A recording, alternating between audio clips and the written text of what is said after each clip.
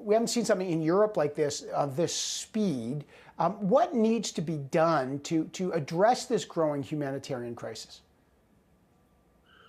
Well, there's a huge amount that's being done. I mean, first of all, I just want to stress that um, the United Nations High Commission for Refugees, um, the European institutions, which are very robust, uh, the Red Cross, I mean, all of the agencies are being mobilized.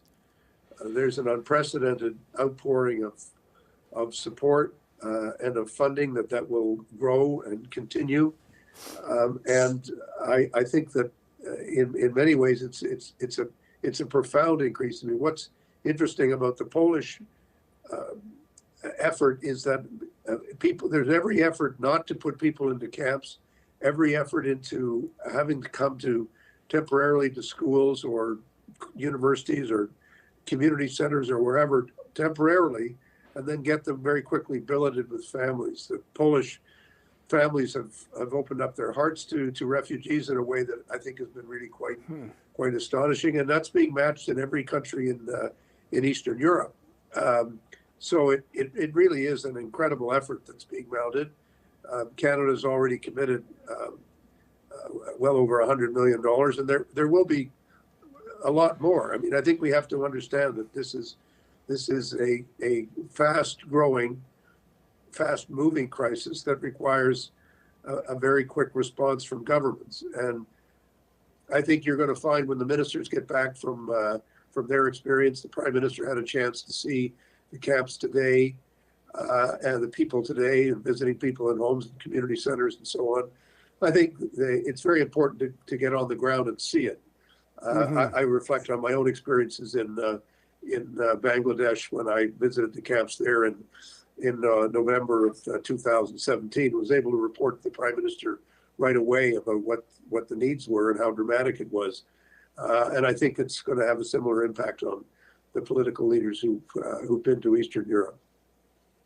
Ambassador Rae, you saw the bombing of the hospital, the Children's Hospital in Mariupol, but there's been many other indiscriminate bombings in this war.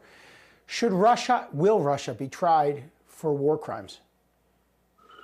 Well, the evidence is certainly being gathered. I'm going to The Hague next week for some meetings with the International Criminal Court. And I know that there's a great effort that's being mounted. Again, Canada is very much going to be involved in that. At the UN, I'm one of the vice presidents of the Assembly of States Parties of the Court. So that gives me a particular view from within the court as to how this is going to be handled. It's being given a top priority.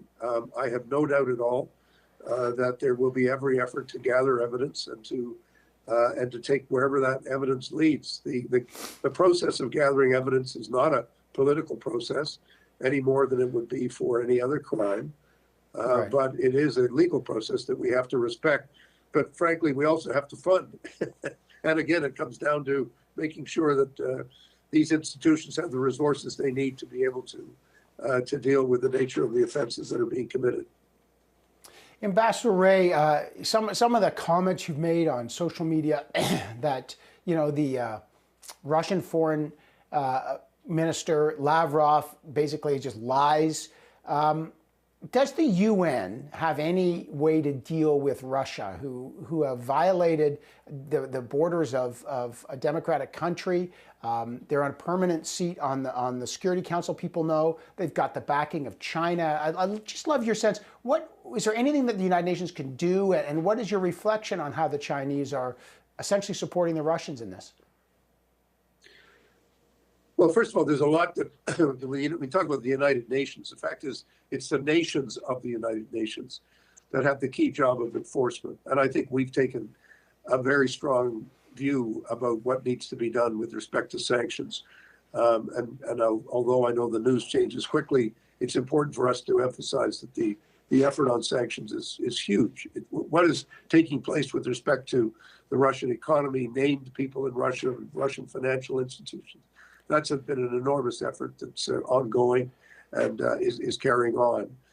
In terms of the UN itself, I think it's going to be a process that one has to go through of looking at ways in which the institution can respond more effectively to the nature of this aggression. And yeah, it's challenging. The membership of the United Nations, 193 countries, not all of them see it the same way. We had 141 lined up for the response in the General Assembly resolution. I think there's been a significant process of isolation of Russia. I think it will continue. But I also think it's important for us to understand that the UN is not an exclusive club. The UN is a club that member states join, and it's not easy. It's not easy to leave the United Nations. The permanent membership. The problem with that, of course, is that Russia has a veto over any change in the charter. Anything to do with taking away the permanent membership would require a change in the charter. Hey, guess what? It's a catch-22 that goes around in a circle. But it's very important for us to recognize that both the strengths and the limitations of the UN, I think, are open for everybody to see. The strength on the humanitarian side, the mobilization through all of the institutions of the UN has been phenomenal. It's been extraordinary. That is the United Nations. But so too is the political side, where I think we've seen a dysfunctional Security Council that can't do its job. The ridiculous situation where Russia is chairing, for last month, was chairing the Security Council and vetoing the resolutions of the Security Council. So as a political institution, it's highly imperfect. And we shouldn't be afraid to describe it that way.